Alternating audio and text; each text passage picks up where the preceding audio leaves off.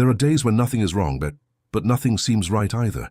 You wake up, look around, and life goes on exactly as it should, except that inside something is out of sync.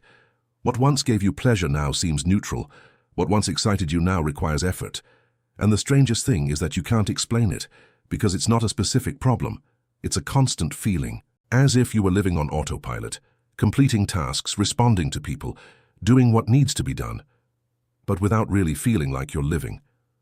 And the worst part isn't the intense pain. It's this silent emptiness that gradually fills the space without making a sound. And in this state, even the good things begin to lose their shine. And that's where a pattern begins that many people don't realize. It's not about lack of discipline. It's not about laziness. It's not about weakness. It's an internal state that alters how you perceive everything. There are weeks when you exercise, eat well, do what you know is right, and still feel nothing. Other weeks you even want to do it, but you don't have the energy to even begin.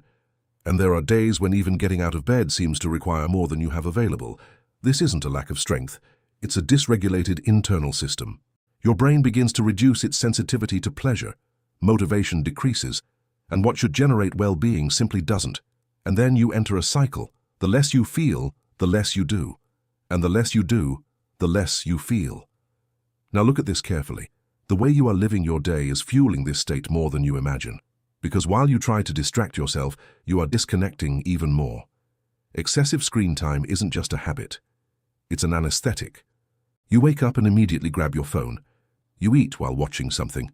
You go to the bathroom with a video. You work switching tabs. You rest scrolling through your feed. Your brain never has silence, never a pause, never space to process what it's feeling. And this creates mental saturation.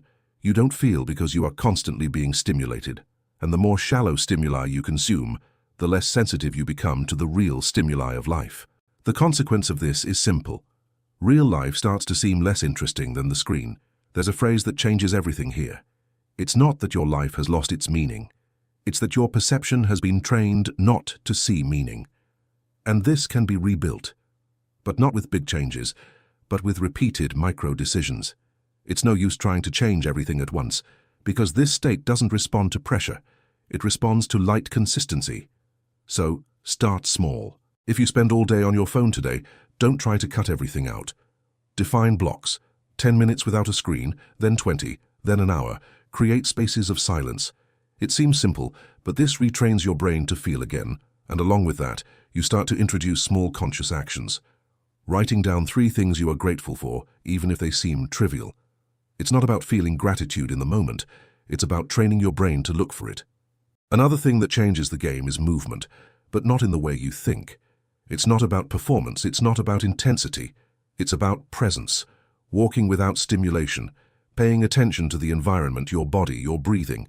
This starts to take you out of autopilot mode. And when you combine this with simple practices like a prayer of gratitude or a few minutes of conscious breathing, you create points of stability in your day. It doesn't solve everything at once, but it starts to build a foundation. And it's important to say this doesn't replace therapy, it doesn't replace professional guidance, but these are tools that put you back in control of your own process.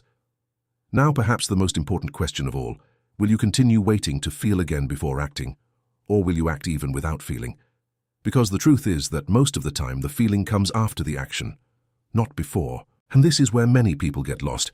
They wait for motivation, waiting for clarity, waiting for the will, while time passes. So the decision isn't about feeling good now, it's about starting anyway. And if you've gotten this far, you may have already realized that you're not alone in this. So tell me, what is the first small action you can take today? Because here, we don't seek perfection. We transform clarity into movement.